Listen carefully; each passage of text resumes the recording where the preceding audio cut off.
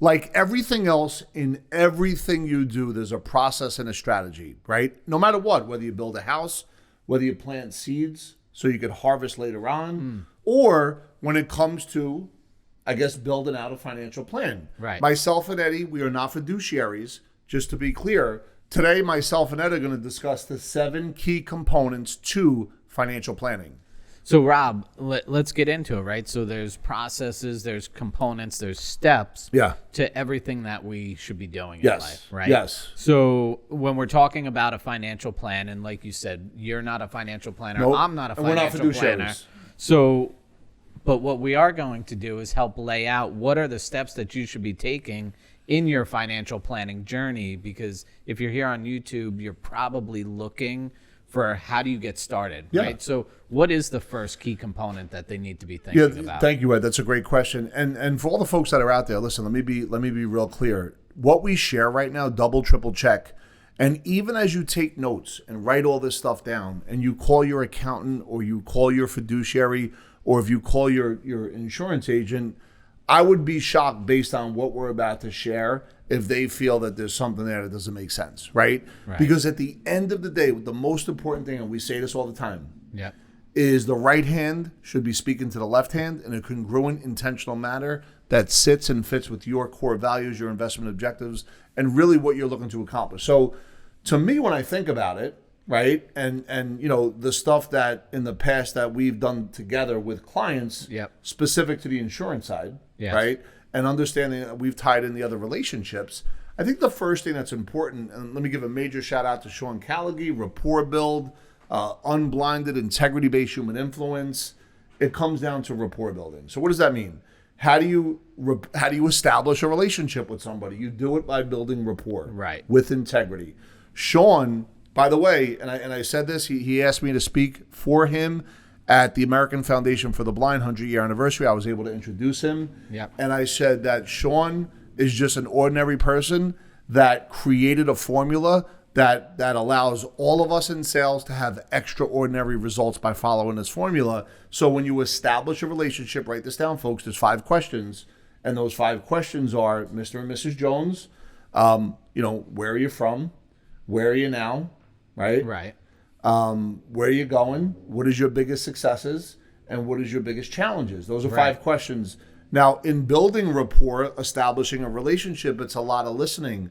It's been my experience that folks in the business of financial planning, insurance agents, accountants, they like to talk a lot, right? And I'm not saying that in a bad way, but they like to talk over the client.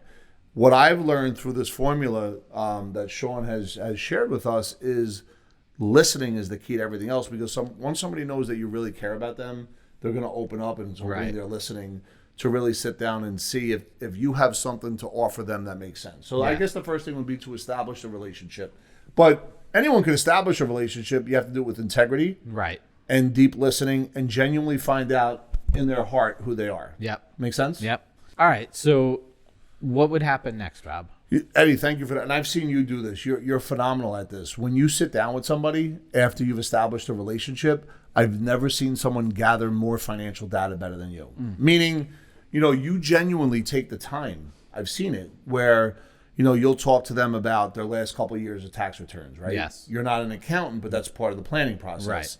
You know, you will find out, you know, exactly, you know, if they're contributing to qualified plans or not.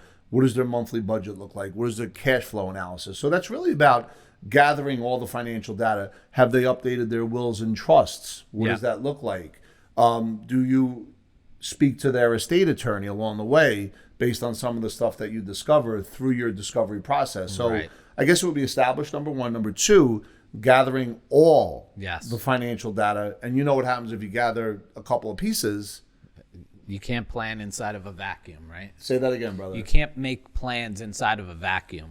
Right? Each of these different components are important to the overall financial mosaic. And I've seen you just do phenomenal in that space. I appreciate that, Rob. Unbelievable. So let's take them into the next step.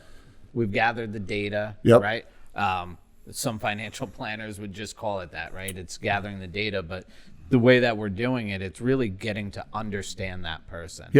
once they are feeling understood, what's next? Well, once again, and I'm going to use you as an example if you don't mind, what I've noticed with you is you will then, if somebody asks you, can you recommend an accountant or can you recommend a state attorney? I've seen you specifically sit down with all of the financial data that the client says yes, because you've gotten the information properly in a secure email. But I've seen you sit down with the accountant as well as the estate attorney. And even at times I've seen you sit down with the client's fiduciary. Yes. Right? So meaning, I think at this point you have established number one, process number two. Yep. Or no, I'm sorry, establish, gather the information, and then number three, process the information. Yes. Right? Yes. Meaning sitting down, looking at the data, getting with the other financial professionals is so important for the benefit of you, by the way, not for the benefit of Ed. Ed's here or anyone that's out there that's going to sit down and do your planning. It's important that they're really here as someone that's listening to what your goals and objectives are. Yeah. Establish, gather, process. Yep. So let's take them. We've done our back end work in processing that. What's next? So now if somebody is sitting down with Ed Gartner, Rob Gill, Yeah. and part of the overall planning is insurance planning, let's say, right? Yeah. Not only individually, but if you're a business owner and there's certain type of business planning you want to do by utilizing, let's say, life insurance. Well, if I'm going to implement life insurance, what does that mean? Person has to sit down and get a medical done, right? Correct. A nurse has to come by and perform a medical, both blood and a urine and a bunch of different health underwriting questions, right? Yeah. So that's part of the implementation, meaning you have to get approved in order to buy life insurance. Now, while all that's happening, the other professionals in that person's world, in this hypothetical situation, is doing the same thing as far as like reviewing, and not you, Right. but the fiduciary would be reviewing any money that's in the market or, reviewing their IRAs or what it looks like in their 401k world. I would assume the estate attorney at this point is reviewing the wills and the trusts, Yep. and the accountant is reviewing the tax returns. So during this time, we have established, gather the info, Yep. process the info, and begin the implementation process. And specific to the insurance, the implementation would be, well, we got to find out if they can get approved, which means they need a medical Right. and fill out an application. Right. So let's take them on this journey as they continue down the road. What's next for them? So, once again, now, while we're in the implementation phase, right, it's now about monitoring once you do it. So let's say the person does, in fact, get approved for life insurance. Yep. And let's say that through a cash flow analysis strategy, individually as well as business planning, the team, put together a really cool plan on the insurance side, but also on the business side where you do non-qualified deferred comp strategies. These are just examples. You want to be able to monitor everything. Just like if there's a fiduciary involved, that fiduciary's job on a quarterly basis, no matter what, is they're there to monitor the client's portfolios, the overall strategy. And I would assume the estate attorney and accountant are more like semi-annually and annually as far as monitoring. So you have established, makes sense. right? Yeah. Gather, process, implement, monitor. That's awesome. And it's so important, right? Because we've taken all this time, or you've taken all this time as the client to really get all of your stuff on one page and really have a clear understanding and map all of this out for your journey. You should be monitoring and measuring that every single, ever often as you want to, but at minimum, at least annually, right? Yeah. So to your point, Eddie, when you establish first, right, Yep. the relationship, then you gather the data, Yep. right? Then you recommend information after gathering. Then Yep. you implement, right? Yes. Then you monitor. You want to monitor, just like in business. You always want to, if you're a business owner, you want to monitor and measure every part of your business. And as Chris Crone likes to say, if you monitor once a year, you'll make once a year adjustments. If you monitor once a week, you'll make once a week adjustments, right? Yes. Same thing when it comes to your overall planning process. And the last step would be, at least in my opinion, right? And everybody else may have their other opinions. I would suggest that whoever the driver of the relationship is, right? It could start with a fiduciary, or it could start with the insurance guy, or the insurance gal.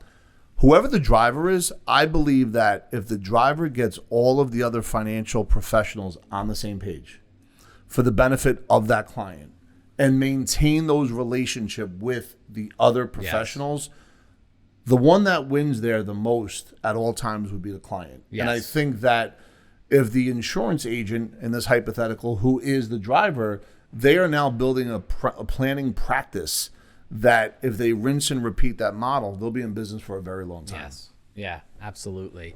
It's that cohesive network of people working for you is so, so important. And I was thinking the exact same thing when you were talking about Chris, because the thing that struck me the most is if you measure once a year, you can make changes one time. Yeah. If you measure quarterly, you can make 4 changes. But if you're measuring on a weekly basis, you have 52 opportunities to make a change. Absolutely. And that's so impactful. Yeah, and I think for all you folks out there, we're dropping content every day. Yep. If you have any comments, we would love comments. If you have any questions, please in the comment section ask any questions. If you're looking for further information, we have a link below. It's really kind of tying into what we just talked about, which is the Epic Financial Freedom Map. Yes. It really it allows you to internalize where you want to go, but more importantly, where you currently are. Because it's hard to know where you want to go if you don't know where you are right now. So go ahead and click that link below. Yes. And by the way, if you want to sit down with one of the team members, there is no obligation on your part where any of these team members can answer any of your questions. We'd love to be able to do that as well. Absolutely.